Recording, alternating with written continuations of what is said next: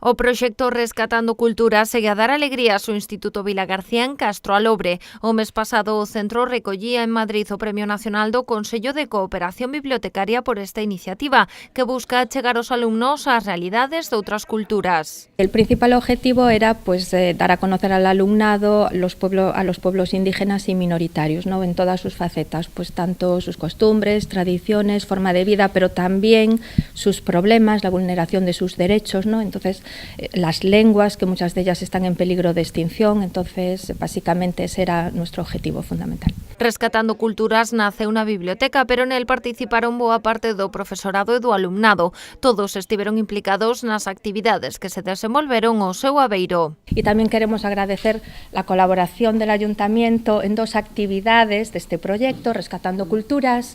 Una de ellas que fue el Día del Libro, que hicimos aquí en el Parque de Arrabella, quisimos visibilizar las lenguas minoritarias e indígenas, y la otra, que fue en mayo muy importante para nosotros, una campaña solidaria a favor del Centro Tuliceni del Congo, que conseguimos enviar 1.525 euros gracias a la generosidad, ¿no?, de la ciudadanía vilagarciana. Hoxe o Castro Alobre recibía o recoñecemento na súa vila. O Concello de Vilagarcía felicitou o equipo que coordinou o proxecto que lles valeu este galardón. Para nós é un orgullo e unha satisfacción como cidade ter un centro de ensino que está recoñecido a nivel nacional polo seu proxecto de biblioteca e, dende logo, sobre todo por esa transmisión de valores que supón este tipo de proxectos de cara ao alumnado, neste caso do Castro Alobre, non? Por lo tanto, sumámonos a ese recoñecemento e, dende logo, a nosas felicitacións e o noso recoñecemento tamén.